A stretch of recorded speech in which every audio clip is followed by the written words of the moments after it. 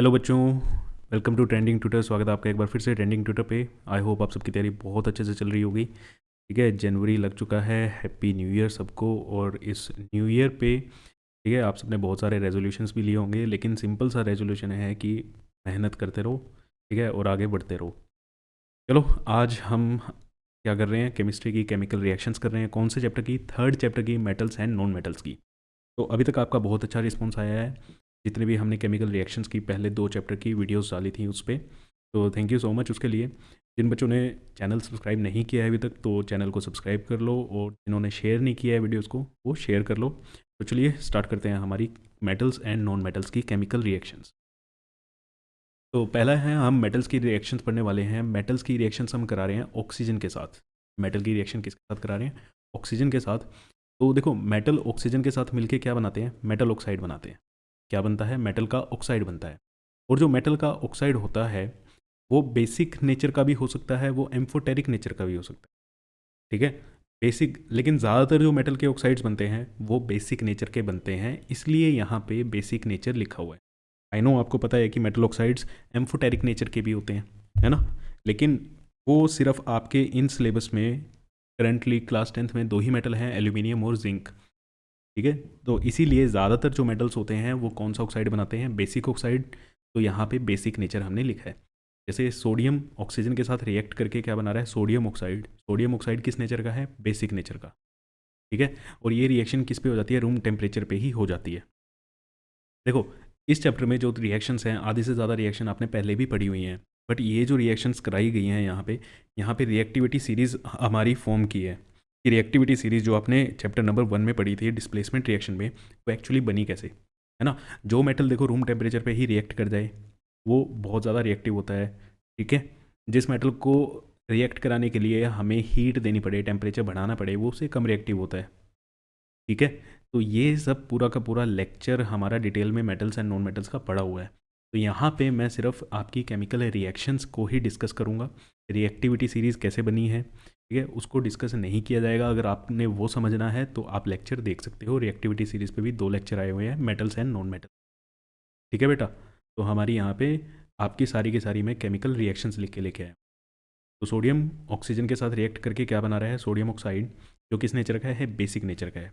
अब मेटल के ऑक्साइड्स को तुम वाटर में डाल दो तो मेटल क्या बना लेगा? मेटल के हाइड्रोक्साइड्स बन जाएंगे। क्या बन जाएंगे बेटा? मेटल के हाइड्रोक्साइड बन जाएंगे। ठीक है, और जो बेस वाटर में घुल जाते हैं, सोल्यूबल हो जाते हैं, उन बेस को हम क्या बोलते हैं? Water soluble base, that is alkali. ठीक है, क्या बोला जाता है? एल्कली बोला जाता है। तो यहाँ पे NaOH क्या है? एक्व स्टेट में है। पानी के साथ रिएक्ट करेगा, कौन सी स्टेट बन गई? एक्वा स्टेट बन गई। और इसको हम क्या कहते हैं? ये एक बेस है, ये एक वाटर सोल्यूबल बेस है। वाटर सोल्यूबल बेस के लिए क्या वर्ड यूज़ किया जाता है? एल्कली। ठीक है, सिमिलरली पोटेशियम, पोटेशियम ऑक्सीजन के साथ रिएक्ट करेगा, क्या बनेगा? सॉरी, यहाँ पे K2O। ठीक है, क्या बनेगा? K2O। और फिर इसके ऑक्साइड को जब हम वाटर से रिएक्ट कराएंगे तो क्या बन जाएगा हमारा? Potassium hydroxide. ये भी एक वाटर सोल्यूबल बेस है। पूछ लिया जाता है इन दोनों का कि 2 वाटर सोल्यूबल बेस के 2 एल्कलीज के एग्जाम्पल दे दो, तो आप सिंपल दे सकते हो NaOH एंड KOH। ठीक है, तो similarly K2O plus H2 gives KOH। Okay, तो ये रिएक्शन भी किस पे हो जाती है? रूम टेम्परेचर पे आपकी हो जाती है। नेक्स्ट है मैग्नीशियम। मैग्नीशियम रिएक्ट कर रहा है ऑक्सीजन के साथ, लेकिन यहाँ पे रूम टेम्परेचर पे रिएक्ट नहीं करता है, यहाँ पे हीटिंग की रिक्वायरमेंट होती है। तो यहाँ से हमें पता चलता है जो मैग्नीशियम है वो सोडियम और पोटेशियम से कम रिएक्टिव है। देखो, सोडियम और पोटेशियम रूम टेम्परेचर पे ही क्या कर रहे हैं? रिएक्ट कर रहे हैं, उनको कोई हीट करने की जरूरत नहीं पड़ी। ठीक है, लेकिन यहाँ पे जब आप मैग्नीशियम को क्या कर रहे हो? ऑक्सीजन के साथ रिएक्ट करा रहे हो, तो आपका क्या है? हीट करने की ज़रूरत पड़ रही है। Means magnesium is less reactive than sodium and potassium. ये रिएक्शन आप चैप्टर नंबर 1 से पढ़ते आ रहे हो। चैप्टर नंबर 1 जब स्टार्ट होता है, आपकी पहली रिएक्शन यही होती है ना। मैग्नीशियम रिबन को जब ऑक्सीजन के साथ बर्न किया जाता है, एयर में हम बर्न करते हैं, तो क्या बनता है? मैग्नीशियम ऑक्साइड बनता है। ये वाइट कलर का पाउडर बनेगा। और मैग्नीशियम रिबन को बर्न करने से पहले मैग्नीशियम के ऊपर से मैग्नीशियम ऑक्साइड की लेयर को सैंड पेपर से रिमूव करते हैं। ठीक है ना, ये देखो वही रिएक्शन है। रिएक्शंस रिपीट होंगी। यहाँ पे बन क्या रही हैं? रिएक्टिविटी सीरीज फॉर्म हो रही है, इसलिए ये रिएक्शन बार बार आ रही है। ओके बेटा। मैग्नीशियम ऑक्साइड जो बना उसको वाटर में आप डिजोल्व करोगे तो ये भी क्या है, मैग्नीशियम का हाइड्रोक्साइड बना लेगा। अभी हम मेटल की वाटर के साथ रिएक्शन भी देखेंगे। Next aluminium, aluminium plus O2 gives Al2O3। अब एल्यूमिनियम जब ऑक्सीजन के साथ रिएक्ट करा रहा है, क्या बनाया, एल्यूमिनियम ऑक्साइड। और ये जो एल्यूमिनियम का ऑक्साइड होता है ये कैसा होता है, एम्फोटेरिक नेचर का होता है। ये किस नेचर का होता है, एम्फोटेरिक नेचर का ये होता है। अब एम्फोटेरिक नेचर का क्या मतलब है, एम्फोटेरिक बिहेवियर का मतलब है ऐसे ऑक्साइड्स जो एसिडिक नेचर के भी हों और बेसिक नेचर के भी। ठीक है, मेटल के ऐसे ऑक्साइड्स जो एसिडिक भी हैं, एसिडिक की तरह भी बिहेव करते हैं और बेस की तरह भी आपका बिहेव करते हैं। तो यहाँ पे एल्यूमिनियम और जिंक आपके सिलेबस में है। ठीक है, और भी है, लेड भी है, टिन भी है। ठीक है, ये सब भी क्या बनाते हैं, एम्फोटेरिक ऑक्साइड्स बनाते हैं। बट हमें किसकी डिस्कस करना है, एल्यूमिनियम और जिंक का। एल्यूमिनियम के ऑक्साइड्स, जिंक के ऑक्साइड्स कैसे होते हैं बेटा, एम्फोटेरिक नेचर के होते हैं। ठीक है, स्टार मार्क कर लेना इस चीज़ पे, क्योंकि यहाँ से आपसे क्वेश्चन पूछा ही जाता है। अब कैसे क्वेश्चन पूछा जाता है कि बताओ यार, शो करके दिखाओ, रिएक्शन करवा के दिखाओ कि क्या एल्यूमिनियम के ऑक्साइड्स जो बना ये Al2O3 बना, ये एम्फोटेरिक है। अब एम्फोटेरिक का मतलब ये बेस की तरह भी रिएक्ट करेगा और ये एसिड की तरह भी रिएक्ट करेगा। तो इसको हमने कैसे शो कराया, इसको हमने कैसे शो किया। अब जब हमने एल्यूमिनियम ऑक्साइड की रिएक्शन एसिड से कराई, हाइड्रोक्लोरिक एसिड से कराई, तब भी इसने क्या दिया, सोल्ट और वाटर। अब देखो, किसी चीज़ को तुम एसिड के साथ रिएक्ट करा रहे हो और उससे क्या मिल रहा है, सोल्ट भी मिल रहा है और आपको वाटर भी मिल रहा है। ये तो एसिड है, एसिड से आपको क्या मिल रहा है, सोल्ट प्लस वाटर। तो हमने लास्ट चैप्टर में भी पढ़ा है, फर्स्ट चैप्टर में भी पढ़ा है कि एसिड से कौन रिएक्ट करके सोल्ट प्लस वाटर देता है, बेस। एसिड से कौन रिएक्ट करके सोल्ट प्लस वाटर देता है, बेस। तो यहाँ पे एल्यूमिनियम ऑक्साइड किस नेचर का हो रहा है, बेसिक नेचर का है। ठीक है बेटा, और यहाँ पे हमने क्या ले लिया, बेस। हम एल्यूमिनियम ऑक्साइड को किसके साथ रिएक्ट करा रहे हैं, NaOH, जो हमें पता है बेस है। अब इसने यहाँ पे फिर से क्या बनाया, सोल्ट और वाटर। अब बेस किसके साथ रिएक्ट करके सोल्ट प्लस वाटर बनाता है, एसिड के साथ। तो मतलब यहाँ पे अब ये कैसा रिएक्ट कर रहा है, एसिड की तरह। अब Al2O3 ऊपर ही है, Al2O3 नीचे ही है। तो डिपेंड किस पे कर रहा है, अब इसका एसिडिक बिहेवियर शो होएगा या बेसिक बिहेवियर शो होएगा, ये किसके साथ, ये डिपेंड किस पे कर रहा है, जब ये रिएक्ट किस चीज़ के साथ कर रहा है। अगर ये एसिड के साथ रिएक्ट कर रहा है तो उस टाइम ये बेसिक नेचर का होगा। जब ये बेस के साथ रिएक्ट कर रहा है तो उस टाइम इसका कौन सा बिहेवियर निकल के आएगा, एसिडिक बिहेवियर निकल के आएगा। ठीक है बेटा, और यहाँ पे ये वाली रिएक्शन को स्टार मार्क कर लेना, क्योंकि यहाँ पे जो प्रोडक्ट बनता है, सोल्ट जो बना वो क्या बना, सोडियम एल्यूमिनेट। सोडियम एल्यूमिनेट यहाँ पे, ठीक है, आप नॉर्मल वो आयन एक्सचेंज वाली मेथड से नहीं कर पाओगे। ठीक है, थोड़ा सा डिफरेंट है, आयन एक्सचेंज हो रहा है, लेकिन आप अभी सिंपल जो तरीके आपने सीखे हैं उससे नहीं हो पाएगा। तो इसको मार्क कर लेना। नेक्स्ट जिंक का भी आएगा। मैंने लास्ट जो चैप्टर था हमारा एसिड बेस सोल्ट, उसमें भी आपको समझाया था ये चीज़, है ना। तो जिंक प्लस ऑक्सीजन, जिंक का ऑक्साइड बना। जिंक का ऑक्साइड भी कैसा होता है, एम्फोटेरिक होता है। अब इसको भी कैसे दिखाएंगे, एक बार इसको एसिड के साथ रिएक्ट करा दो और एक बार इसको बेस के साथ रिएक्ट करा दो। जब एसिड के साथ रिएक्ट कराया, जब भी इसने क्या बनाया, सोल्ट बनाया, जिंक क्लोराइड बना, एक सोल्ट है और वाटर दिया। तो मीन्स ये कैसे नेचर का है, यहाँ पे बेसिक नेचर का है। कैसे नेचर का है, बेसिक नेचर का है, क्योंकि इसने एसिड के साथ रिएक्ट करके क्या दिया, सोल्ट और वाटर। तो एसिड के साथ रिएक्ट करके कौन सोल्ट और वाटर देता है, बेस। तो यहाँ पे क्या हो गया, बेसिक नेचर का हो गया। नेक्स्ट, अब ये यहाँ पे अगर आप देखो, ये फिर से स्टार मार्क कर लेना, क्योंकि यहाँ पे क्या बन रहा है, सोडियम जिंकेट। ठीक है, ZnO प्लस NaOH। यहाँ पे अब ये क्या है, बेस है। तो बेस के साथ रिएक्ट करके भी क्या दे रहे हैं, सोल्ट और वाटर दे रहे हैं। तो मीन्स यहाँ पे जिंक ऑक्साइड कैसे नेचर का है, एसिडिक। जिंक ऑक्साइड कैसे नेचर का है, एसिडिक। चलो चलते हैं नेक्स्ट रिएक्शन पे। नेक्स्ट रिएक्शन है आयरन और ऑक्सीजन। आयरन ऑक्सीजन के साथ रिएक्ट करके क्या बनाएगा, आयरन का ऑक्साइड बनाएगा। अब यहाँ पे जो आयरन ऑक्साइड बनता है ये कौन सा है बेटा, Fe3O4। बेसिकली Fe3O4 में क्या होता है, आयरन +2 स्टेट में भी है, +3 स्टेट में भी है। मीन्स यहाँ पे ये मिक्सचर होता है FeO और Fe2O3 का।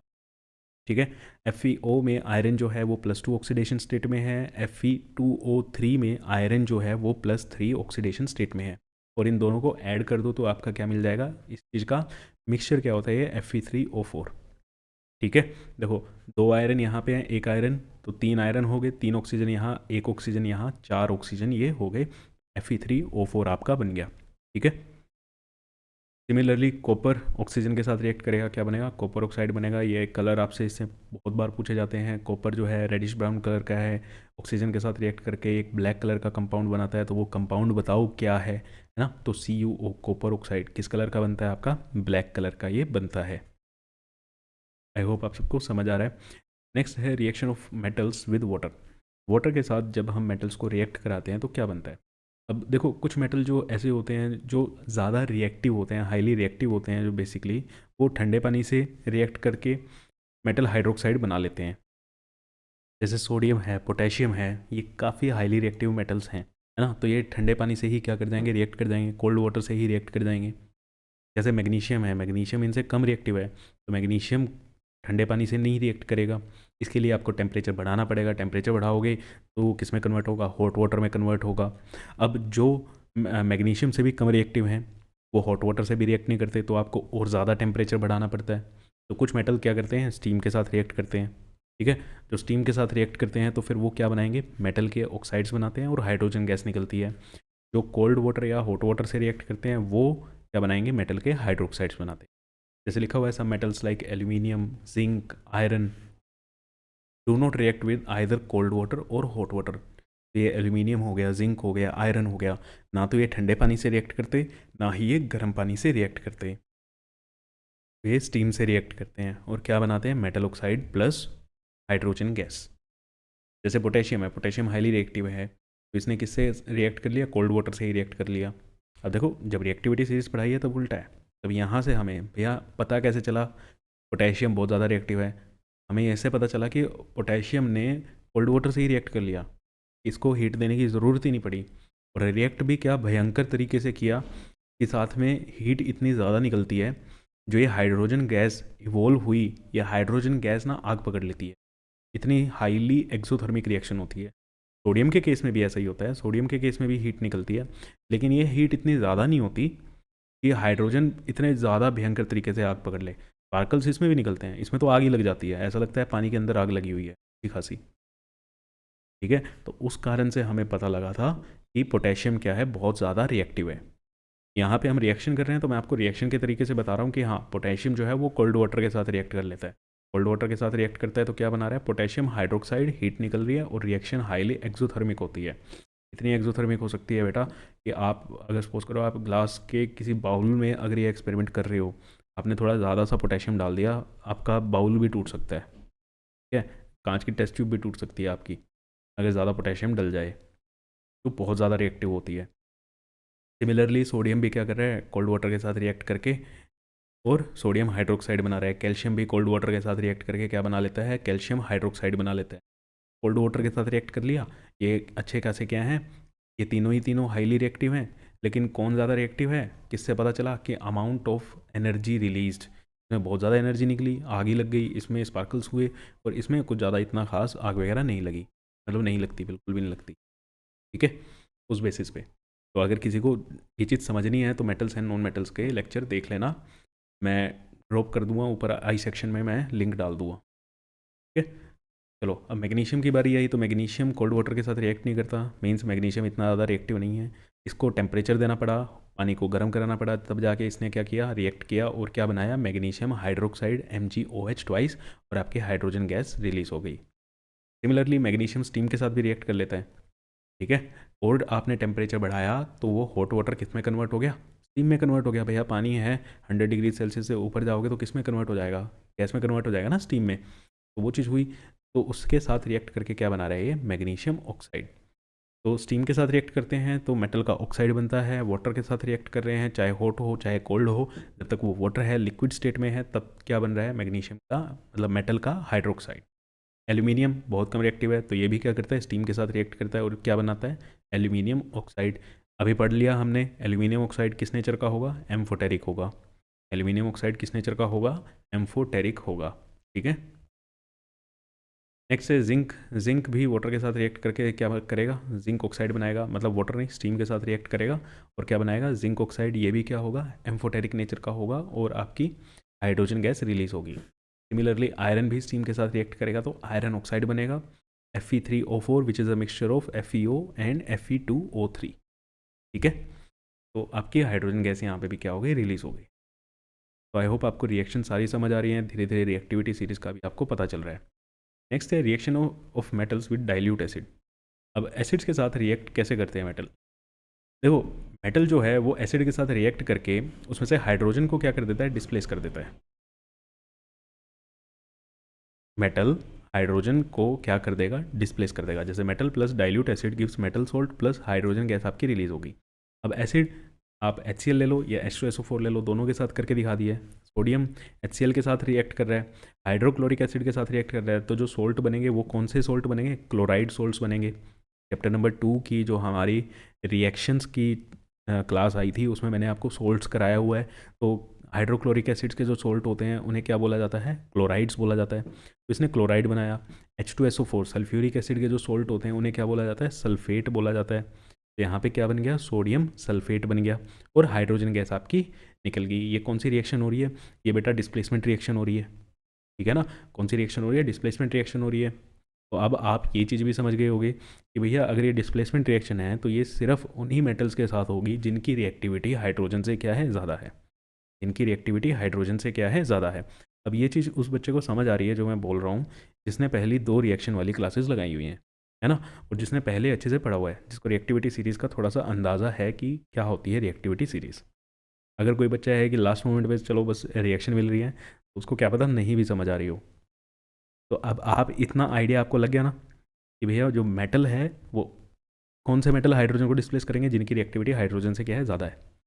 जैसे सोडियम ने कर दिया, यहाँ पे मैग्नीशियम क्या कर रहा है, मैग्नीशियम भी हाइड्रोजन से ज़्यादा रिएक्टिव है, तो मैग्नीशियम ने हाइड्रोजन को डिस्प्लेस किया और हाइड्रोक्लोरिक एसिड्स में से क्लोरीन के साथ रिएक्ट कर लिया, हाइड्रोजन गैस रिलीज हो गई, क्लोराइड क्या बन गया, सोल्ट बन गया, MgCl2 magnesium chloride. Sulphuric acid के साथ करेंगे तो सल्फेट सोल्ट बनेगा, मैग्नीशियम सल्फेट का सोल्ट बन गया, और यहाँ पे भी H2 गैस क्या हो गई, रिलीज हो गई। ठीक है, एरो मार्क हटा देते हैं ताकि आपका हीट क्लीन रहे। सिमिलरली एल्यूमिनियम भी क्या है, ज़्यादा रिएक्टिव है। एल्यूमिनियम भी क्या करेगा, हाइड्रोक्लोरिक एसिड से भी और सल्फ्यूरिक एसिड से भी हाइड्रोजन को डिस्प्लेस कर देगा, और हाइड्रोक्लोरिक एसिड के साथ रिएक्ट करेगा तो क्लोराइड सोल्ट बनाएगा which is aluminium chloride AlCl3। Sulphuric acid के साथ रिएक्ट करेगा तो सल्फेट सोल्ट बनाएगा Al2SO4 होल थ्राइस, और हाइड्रोजन गैस तो रिलीज़ कर ही देगा दोनों से। एसिड से क्या होता है, हाइड्रोजन गैस रिलीज़ हो जाती है। जिंक की रिएक्टिविटी भी क्या है, आयरन से सॉरी हाइड्रोजन से ज़्यादा है, तो ये भी अटैक करके क्या करेगा, हाइड्रोजन गैस रिलीज़ कर देगा। एक साइड क्या बना, जिंक क्लोराइड जब इसने हाइड्रोक्लोरिक एसिड के साथ रिएक्ट कराया, और जिंक सल्फेट जब इसने सल्फ्यूरिक एसिड के साथ रिएक्ट किया। ठीक है, तो अब तो और भी ज़्यादा इजी लग रही होंगी आपको रिएक्शन, क्योंकि बहुत बार सेम रिएक्शंस क्या हो रही हैं, रिपीट हो रही हैं। अब यहाँ पे आयरन की रिएक्टिविटी भी क्या है भैया, ज़्यादा है हाइड्रोजन से, तो सिमिलर रिएक्शन यहाँ पे होगी। अब इसमें से क्वेश्चन देख लो, अब क्वेश्चन आपको भी नहीं पता चलेगा कि थर्ड चैप्टर से आया है, फर्स्ट चैप्टर से आया है, क्या है, रिएक्शन दे दें तो भैया चाहे आप इसको फर्स्ट चैप्टर की रिएक्शन मान लो, चाहे सेकंड चैप्टर की मान लो, चाहे थर्ड चैप्टर की मान लो, है ना। डिस्प्लेसमेंट रिएक्शन है, आयरन की रिएक्टिविटी हाइड्रोजन से ज़्यादा है। ठीक है, ये चीज़ हमने फर्स्ट चैप्टर में पढ़ी। रिएक्टिविटी सीरीज़ बनी कैसे, वो हम किस में पढ़ रहे हैं, मेटल एंड नॉन मेटल में पढ़ रहे हैं, तो सब कुछ लिंक है। ठीक है, तो इसीलिए ना आपकी केमिस्ट्री की ये जो 4 वीडियोज़ आएंगी, जिसमें से तीसरी जो आप अब देख रहे हो, और इसके बाद फोर्थ चैप्टर की केमिकल रिएक्शंस आ जाएंगी, वो डेफिनेटली काफ़ी इंटरेस्टिंग भी हैं और इम्पोर्टेंट भी हैं।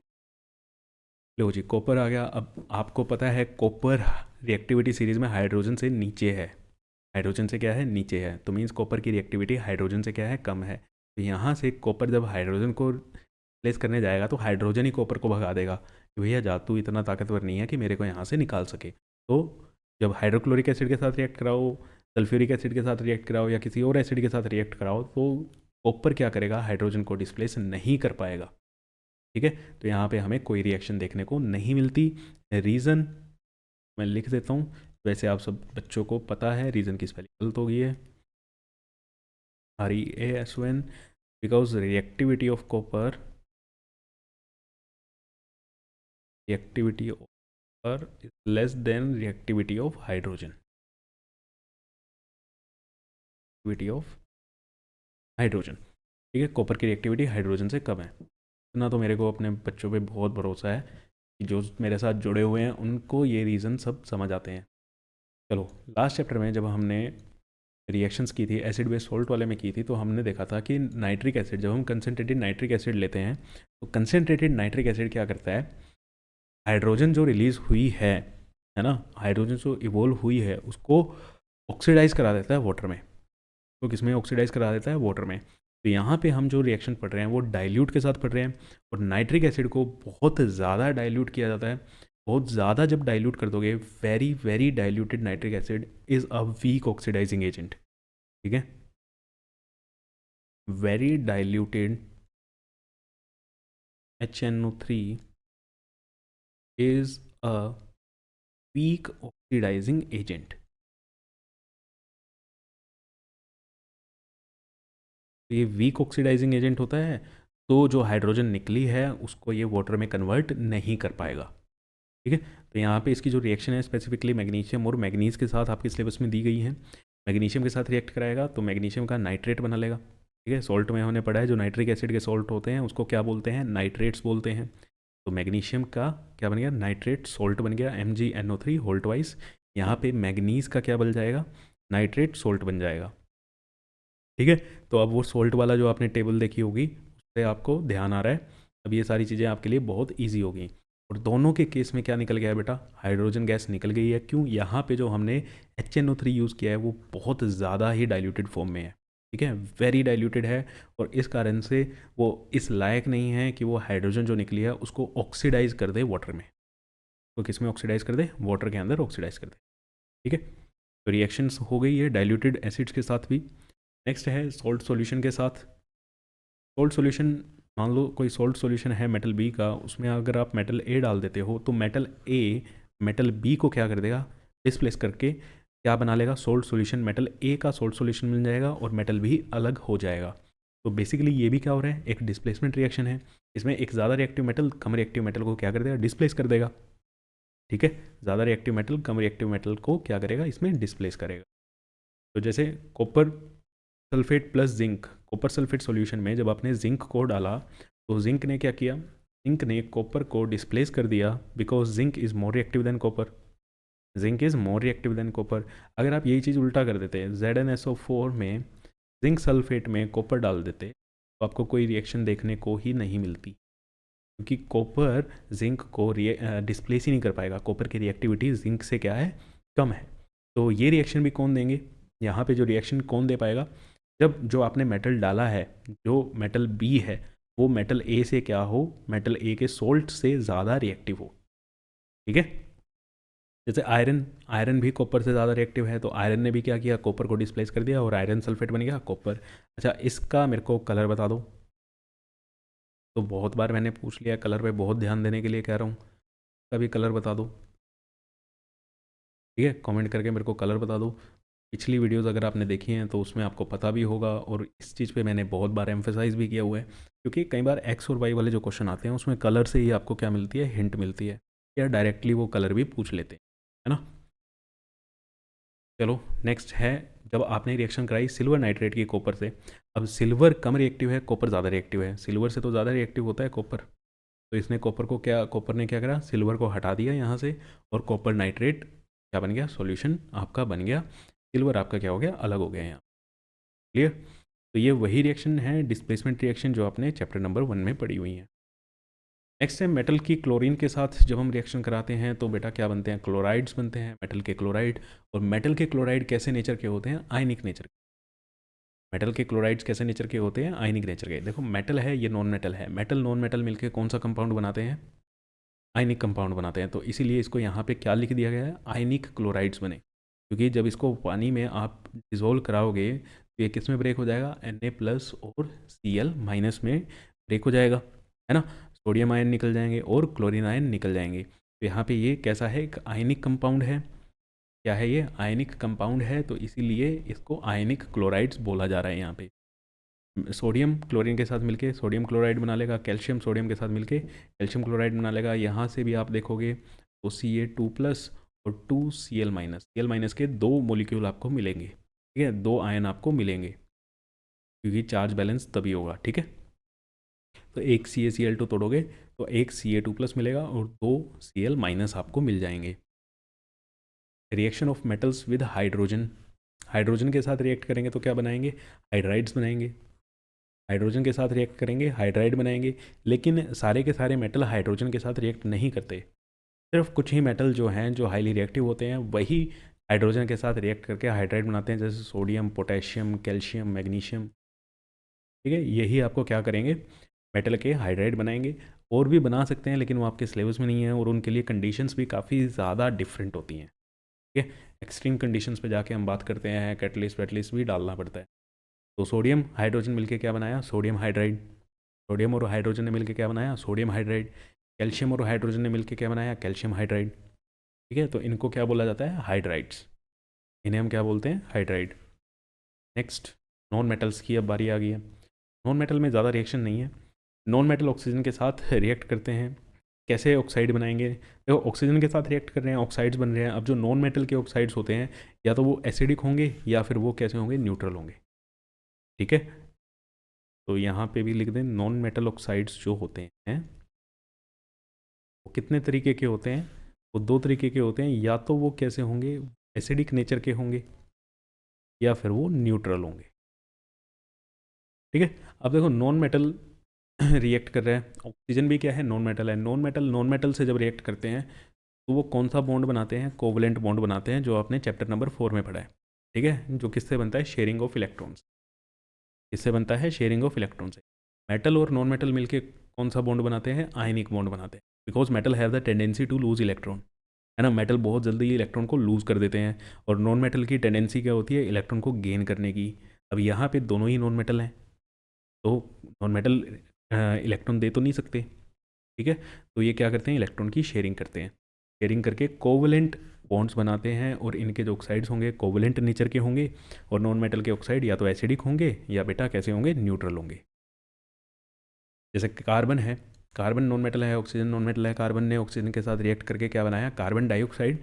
जब यहाँ पे आपकी सफिशियंट ऑक्सीजन हो, ठीक है, मतलब सफिशियंट एयर है, हवा अच्छी खासी है, तो आपका क्या बनता है, कार्बन डाइऑक्साइड।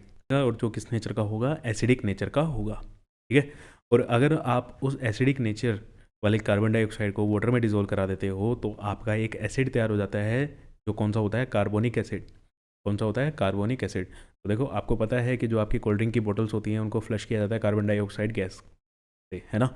जो पैकेट्स होते हैं उनको नाइट्रोजन गैस से फ्लश किया जाता है। जो बॉटल्स होती हैं उनमें कौन सी गैस होती है, नाइट्रोजन कार्बन डाइऑक्साइड गैस होती है। जब आप उसको ओपन करते हो तो वो बहुत गैस से निकलती है और वो वाटर के साथ मिक्स होकर फिर कौन सा एसिड बना लेती है, कार्बोनिक एसिड बना लेती है। ठीक है, नेक्स्ट है सल्फर। सल्फर भी नॉन मेटल है।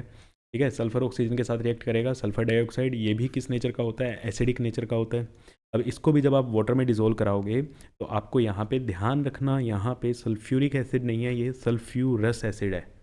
ठीक है, सल्फ्यूरस एसिड है, H2SO3। ठीक है बेटा, ये सल्फ्यूरस एसिड है।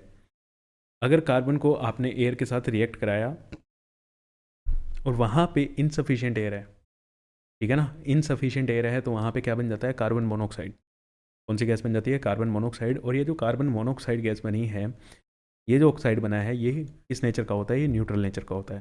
देखो आज के टाइम में ठंड बहुत ज़्यादा हो गई है ना, सर्दी के सीज़न में आपने बहुत बार, कई बार ये खबर भी सुनी होगी कि घरों में कुछ लोग आग जला के सो रहे थे ठंड के कारण, तो वो सुबह उठ ही नहीं पाए। ठीक है ना, उनकी डेथ हो जाती है। तो ऐसे कैसे डेथ होगी।